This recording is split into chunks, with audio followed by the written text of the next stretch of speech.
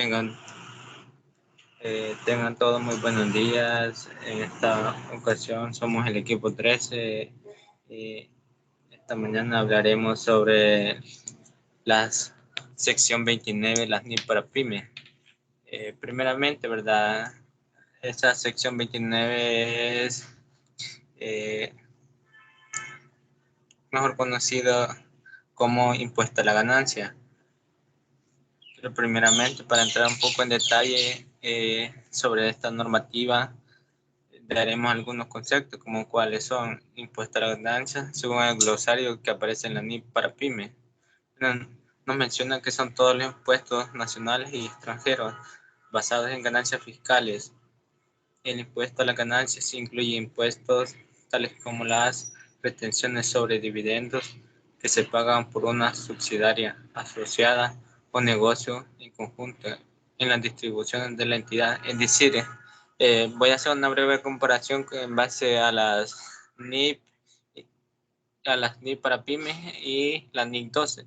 Bueno, la NIC 12 solo abarca, no abarca los impuestos extranjeros, más que todo nacionales. Entonces, es una diferencia que hay entre la NIP y la NIC. Siempre entre la 12 y la sección 29, ¿verdad? Bueno, otro concepto es la diferencia temporaria. ¿Qué es la diferencia temporaria?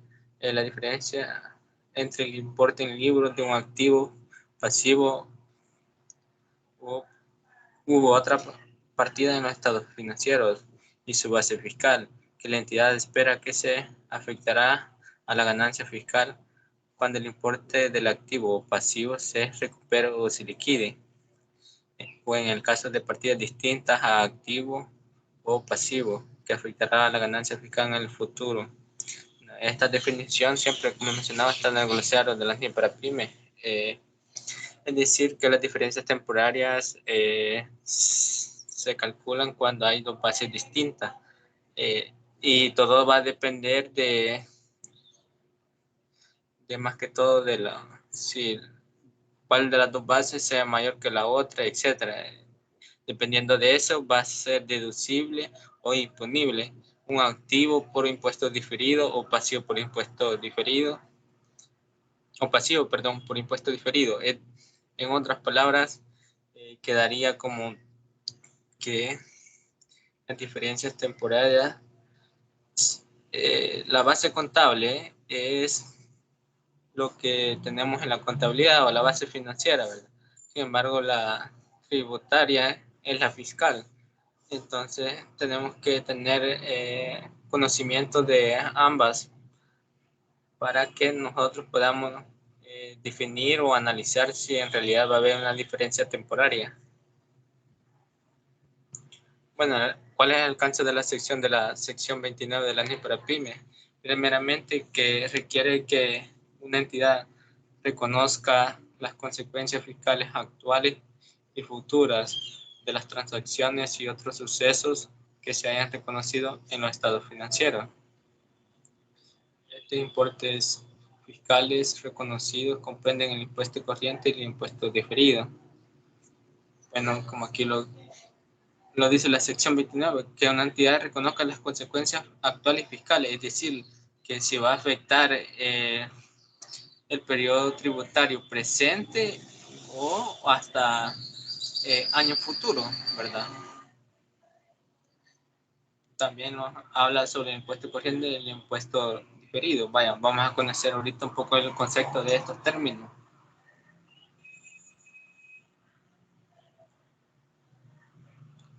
Ok.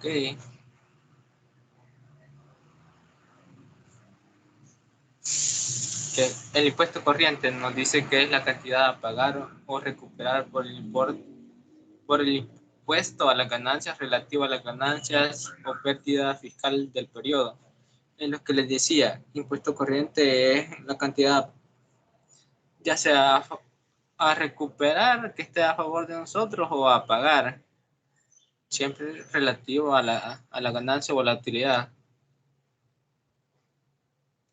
En los pasivos por impuestos diferidos son las cantidades de impuestos sobre las ganancias a pagar en periodos futuros relacionados con las diferencias temporarias imponibles. Es decir, es de igual forma, ¿verdad? Es sobre la ganancia, pero como dice el término, en periodo futuro. Es decir, por ejemplo, si aquí tengo un impuesto diferido por X cantidad en este año, eh, perdón, sí, un impuesto diferido, pues las ganancias tienen que ser, perdón, el impuesto al final lo vamos a tener que ya sea pagar o liquidar en periodo futuro, como ahí nos menciona la normativa. Imponibles, como dijimos, era pago, obligación pago.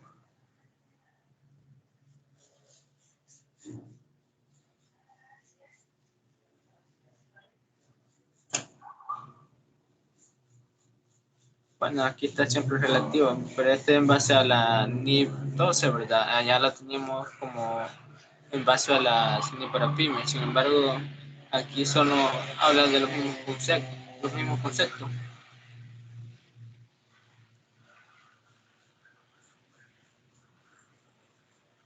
Bueno, solo aquí las diferencias temporales, ¿verdad? Las diferencias temporales son aquellos ingresos o gastos que se reconocen en el resultado de un periodo, pero que de acuerdo con las leyes o regulaciones fiscales se incluyen en el ingreso fiscal de un periodo diferente. Es lo que les decía, tal vez la diferencia temporaria se dio en un periodo, pero esta puede ser que no los afecte directamente en el periodo, sino en un periodo futuro.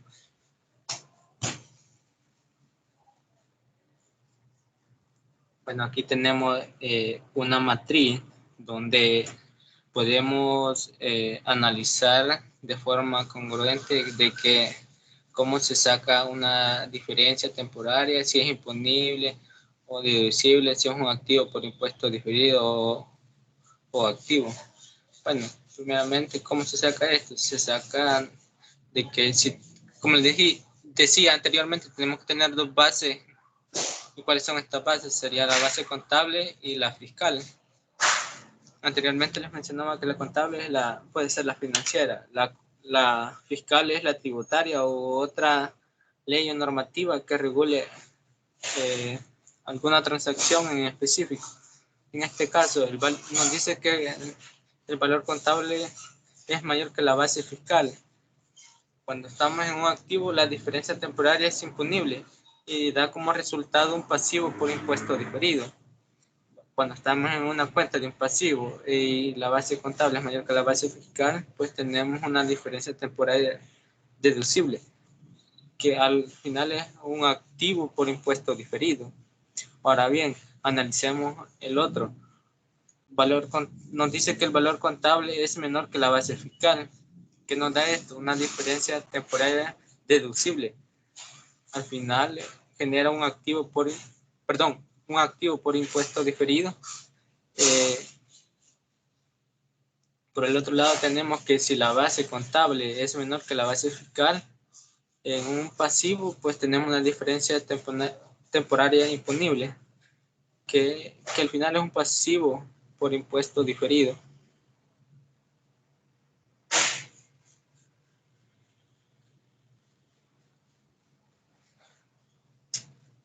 Ahora tenemos las fases de la contabilización del impuesto a la ganancia.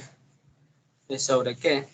Primero tenemos que reconocer los impuestos corrientes, nos menciona. En este caso tenemos que, como decía al principio la normativa, tenemos que saber que si van a afectar el periodo fiscal que afectará y reconocerlo, ¿verdad? Identificar qué activos y pasivos puedan afectar las ganancias fiscales. Estas pueden ser cuentas de activo o de pasivo, como aquí nos menciona. Por ejemplo, en la parte de los activos, pues una de las cuentas que mayor afectación puede tener a las ganancias pueden ser las cuentas por cobrar. ¿Por qué? En, una, eh, en ocasiones se hacen estimaciones sobre las cuales pues se deja una parte incobrable. Sin embargo, en esta parte también se tiene que ver afectada por alguna política que tenga empresa siempre y cuando esté basada en una normativa también, ¿verdad? Bueno, el tercero nos menciona que determinar la base fiscal del periodo sobre el que se informa. En este caso, eh, ya que tenemos, digamos, ya tenemos la parte contable, necesitamos determinar la base fiscal, que la encontraremos ya sea en el Código Tributario o alguna otra ley o normativa que regule para al final tener dos bases, ya sean iguales o diferentes. Sin embargo, cuando no, las dos bases son iguales, pues no hay ninguna diferencia y no genera ningún tipo de diferencia, valga la redundancia, y tampoco ningún activo ni pasivo por impuesto diferido.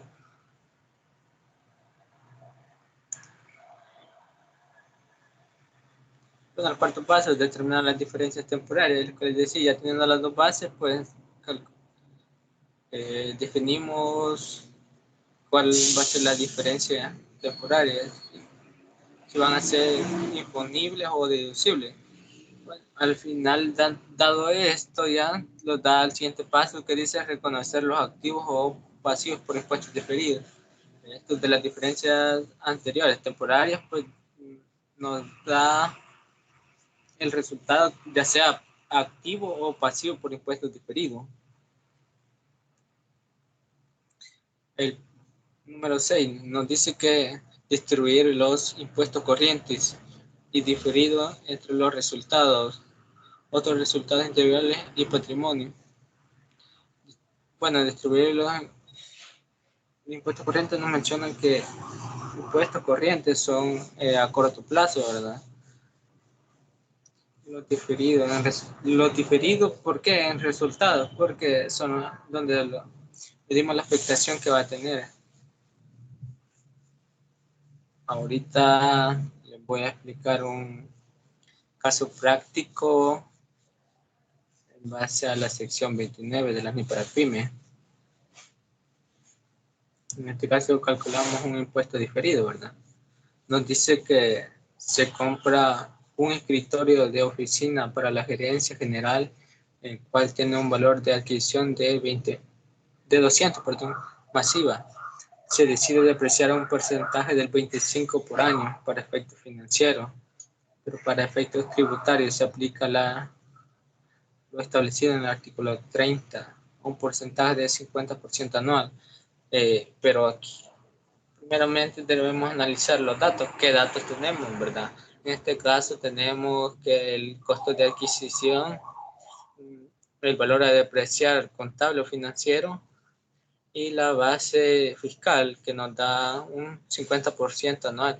Pero en qué ley o normativa está de qué artículo estamos hablando, de qué ley? Estamos hablando de la ley del impuesto sobre la renta, su artículo 30, que nos da unos porcentajes establecidos a cómo se debe depreciar pues, los equipos que se compran, ya sean nuevos o usados. Sin embargo, en este caso no nos menciona el ejercicio de cómo vamos a hacer, perdón, si es nuevo o usado, pero para fines didácticos lo vamos a tomar como nuevo. Ok, una vez dicho eso, pues pasaremos a analizar los datos que antes les mencionaba que teníamos.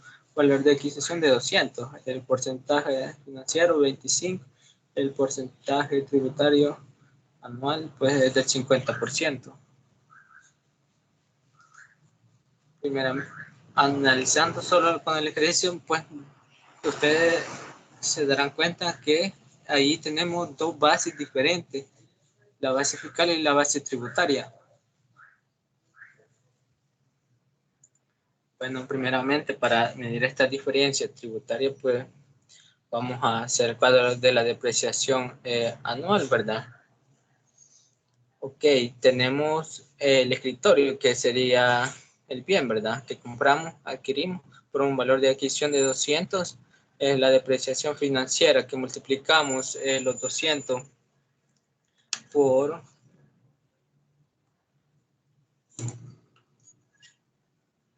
Permítame. Aquí decíamos con el...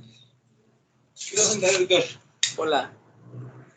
Bueno, decíamos que los 200 lo multiplicaban por el 0.25%, nos da un porcentaje de...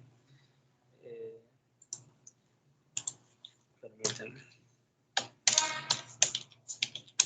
de $50, que es el valor que está en el cuadro de la depreciación. Ok, vayan, de la misma manera calculamos el valor de adquisición por el 50% con la otra base, que es la base fiscal de la cual tenemos. Si ustedes multiplican los $200, que es el valor de adquisición, por el 0.50, que es la depreciación anual de la base fiscal, según el impuesto sobre la renta, nos da un valor de 100. Ok, si nos vamos al caso práctico, ahí está la depreciación que se está realizando, se aplicará anualmente. En el caso de la financiera sería un total de 4 años, ¿verdad? Como la depreciación es anual, serían $50 cada año, ¿verdad? Anual. Ok, y en base a la fiscal, pues tenemos que el primer año es de 100. Ok, bueno, ahora, ¿cómo medimos el saldo financiero? A los 200 le restamos los $50 de la depreciación anual, tenemos un saldo financiero de $150. Con la tributaria tenemos que los dos, a los 200 le quitamos, a los $200 de adquisición le quitamos los $100 de la tributaria, nos da un saldo financiero tributario de $100. ¿Por qué? Porque se deprecia anualmente $100, ¿verdad? Ok, nos da una diferencia al final. Si restamos los dos saldos, el financiero con el tributario, nos da un saldo de $50. Una vez definido esto, la diferencia como tal, pues sobre esta base, tomaremos en este caso la base de impuestos sobre la renta del 30%. Asumiremos que las ventas son mayores a 150,000. Por lo tanto, aplicaremos el 30% sobre la diferencia que hemos calculado. Ahora bien, si nosotros multiplicamos los $50 por el 0.30, nos da una diferencia de, nos da un pasivo por impuesto diferido de $15. Este es para el año 1. Ok, vamos con el año 2, ¿verdad? Como dice que se va a depreciar de nuevo de $50, entonces a los 150, que es el saldo financiero que tuvimos, le restamos la depreciación de los 50, nos da un saldo financiero de 100. A la tributaria le quitamos a los 100, le restamos, que teníamos de saldo, le restamos los otros 100 del segundo año, porque se va a depreciar en 2 años, porque nos decía que era el 50%. Ok, nos da una diferencia de 0. ¿Por qué? Ahí se termina de depreciar, porque es un total de 2 años. La diferencia pues sería de siempre, aquí serían $100, ¿verdad? Ok, sobre esos $100 calculo yo el impuesto sobre la renta, que sería siempre el 30%, que sobre 100 por el 0.30, nos da un total de $30. Y para el tercer año se hace de la igual manera, ¿verdad? Del saldo financiero le restamos los $50 perdón, le restamos los $50 y nos da un saldo financiero de 50. Ahora bien, en la depreciación tributaria no tenemos, porque si ustedes se recuerdan que solo son 2 años los que igual íbamos a depreciar, al final tenemos una diferencia de $50. Okay, sobre esos 50 calculamos el 30%, pues nos da un pasivo por impuesto diferido de 15%, de $15. Sí, ahora bien, con el cuarto año, ¿qué es lo que hacemos? De la igual manera, ¿verdad?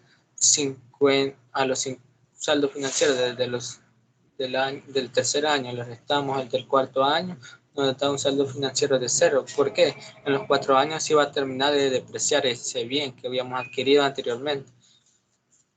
La depresión tributaria, igual, como se depreció los 2 años, ya no tenemos. Si ustedes observan, en el año 3 y 4, pues no tenemos ninguna depresión tributaria. Por lo tanto, no tenemos un saldo tributario financiero tampoco.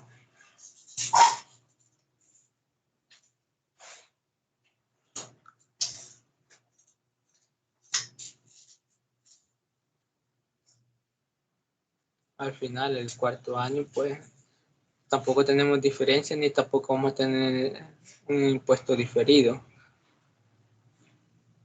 Ahora bien, ¿cómo quedarían los registros contables del bien?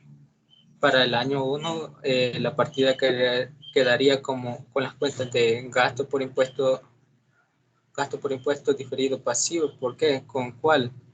Con el saldo que teníamos anteriormente aquí en la renta diferido pasivo, que era, si observamos el cuadro, serían los $15 que ahí aparece, que lo habíamos calculado sobre la diferencia anterior. Calculamos el 30% y nos da un total de $15. $15 son los que están reflejados en la primera partida. Y la abonamos con impuestos sobre la renta diferido pasivo. Bueno, el concepto, ¿verdad? El reconocimiento del impuesto sobre la renta diferido por la diferencia del año. Ahí tenemos una breve descripción de cómo lo sacamos, que la diferencia lo multiplicamos por el 30%.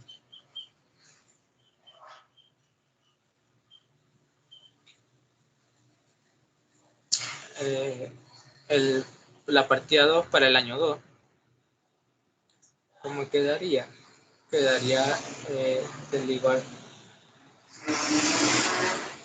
Lo pasamos, el registro anteriormente lo pasamos como a saldo al año, a inicio del año del año 2, ¿verdad? Entonces, hoy hacemos como una liquidación de las cuentas anteriores. Cargamos impuestos sobre la renta diferido pasivo por los $15. Aquí en este caso los cargamos. Si ustedes ven la partida anterior, los abonamos. Y abonamos gasto por impuesto diferido pasivo. En total, y al final, que pues, si vemos la partida 1 con la partida 2, queda liquidado totalmente.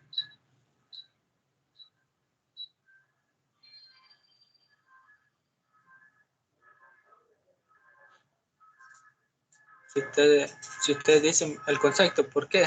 Por la reversión del impuesto sobre la renta diferido a año 1, debido a que la normativa lo exige. Es lo que decía, como a traspasar los saldos, solo que en como liquidando la partida 1, porque al final, si ustedes ven, la que cargamos en la partida 1 la abonamos en la partida 2, y la que abonamos en la partida 2 en la partida 1 está cargada. Bueno, para la partida número 3, de igual forma, ¿verdad? Cargamos gasto por impuestos sobre la renta, gasto por impuesto diferido pasivo por los $30, y abonamos impuestos sobre la renta diferido pasivo por los $30. De como lo tuvimos de los $100 que lo multiplicábamos, por el 0.30, que es la base que estamos tomando, nos da un total de $30, que son los que están reflejados ahí.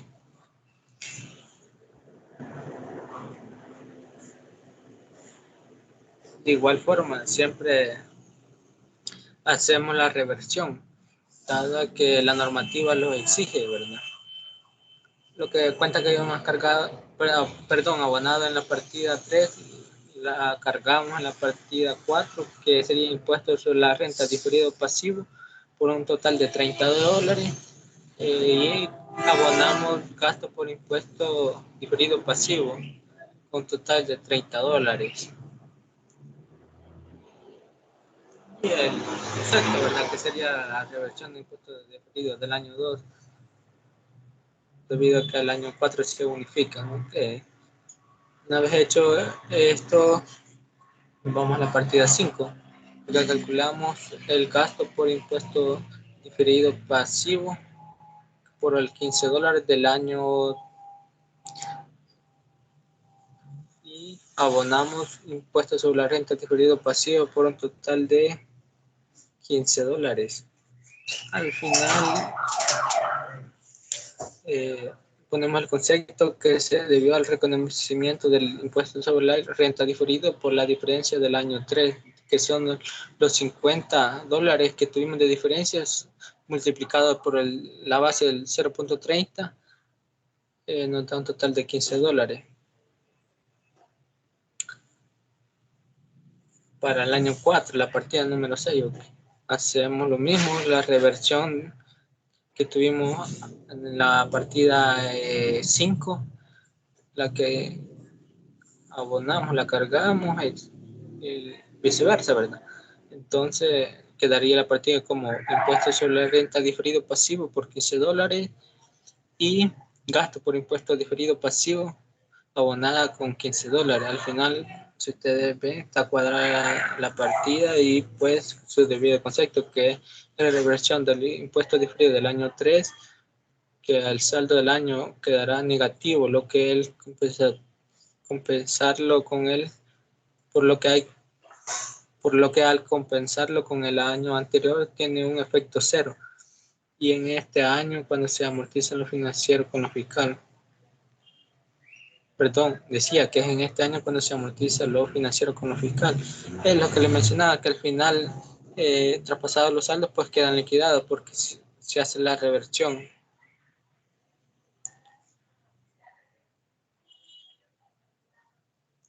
En este apartado, pues tenemos la mayorización de las cuentas que hemos estado ocupando, que sería el gasto por impuesto diferido pasivo, impuesto sobre la renta diferido pasivo. ¿Por qué? Porque tenemos ya mayorizada una breve explicación lendaria sobre. Teníamos en la partida 1, teníamos el reconocimiento de $15, ¿verdad? Pero no hubo movimiento hasta en ese año, ¿verdad? Entonces, el saldo al final sería siempre de $15, saldo de autor, hasta el año, hasta la partida 3, que hubo un cargo en la parte del debe, ¿verdad? Pero nos menciona que también en la partida 2, que hacíamos la reversión de de la partida 1, pues en este caso se calcula un nuevo saldo a los $30 que tengo de la partida. Le quito el saldo de los 15, me queda un valor de 15. Y si, como el debe es mayor que el haber, entonces queda un saldo siempre de deudor al año 2 de $15. Y así sucesivamente se va haciendo, ¿verdad? Con los respectivos años. Ahorita, de igual forma, se hace con el impuesto sobre la renta diferida pasivo de el final, ¿verdad? Tenía, la partida 1 apareció con un saldo eh, abonada por $15 y por lo tanto no hubo otro movimiento con la misma cuenta ni en el debe ni el haber, no que al final el saldo siempre sería el mismo. Hasta en la partida 2 que se hacía la reversión, ¿verdad? Entonces, eh,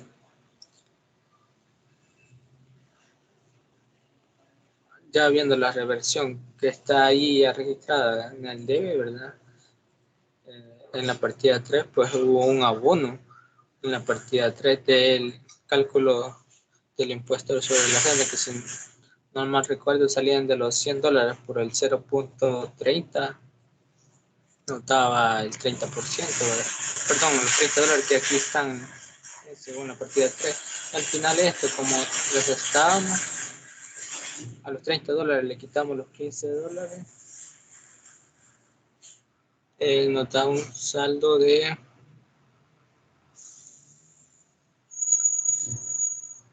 perdón, sí, en la partida 3 tenemos un saldo de $30, ok, el saldo al final del año 2 siempre sería de 30, pero ahora bien que los 30 le quitamos los 15, nos queda un saldo de $15. Ahora bien, así sucesivamente se seguiría, ¿verdad? La lógica contable de la mayorización, que si hay cargos y hay abonos, se hacen los respectivos y al final se queda un saldo que al final del cuarto año pues queda totalmente saldada, ¿verdad? Es decir, con cero, una diferencia de cero.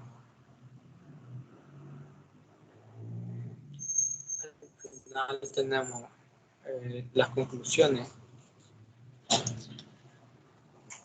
Primeramente, que nos hace mención que en El Salvador la aplicación del impuesto diferido se ve limitada por la ley del impuesto sobre la renta y el código tributario, debido a que dejan muy poco espacio o vacíos para que se pueda utilizar, porque la mayor parte de los casos en que se generan diferencias son de carácter permanente.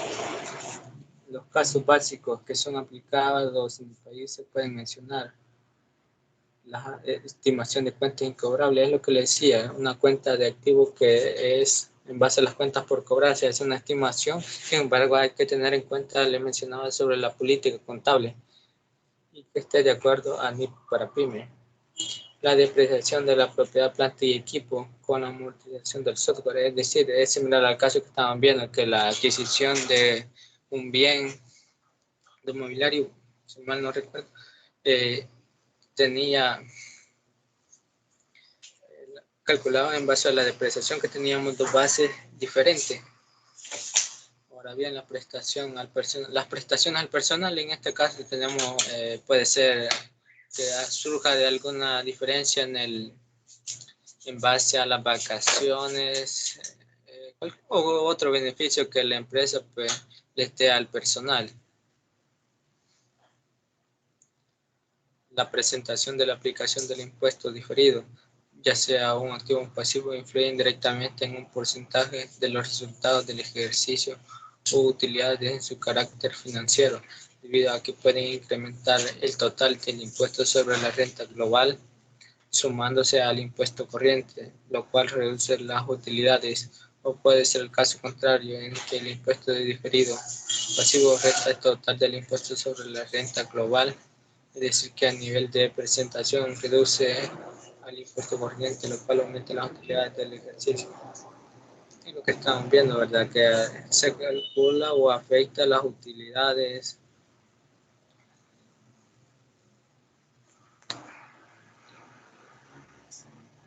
Bueno, hemos llegado al final de esta videoconferencia, pues para mí fue un gusto explicarles la normativa, un poco de la normativa, pues, y espero haberlos ayudado en base a sus conocimientos con respecto a la sección 29 de impuesto a las ganancias de las NIF para PYME, ya que es un tema quizás no de hace poquito, pero sí viene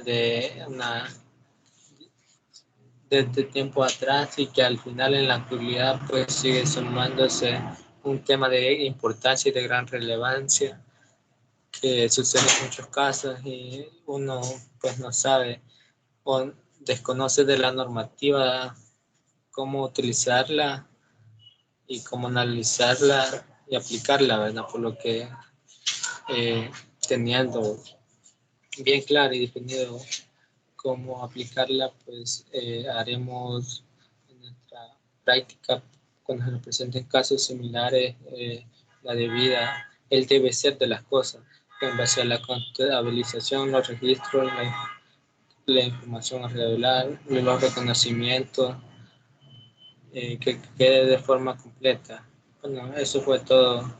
Le agradezco mucho y que pase feliz día.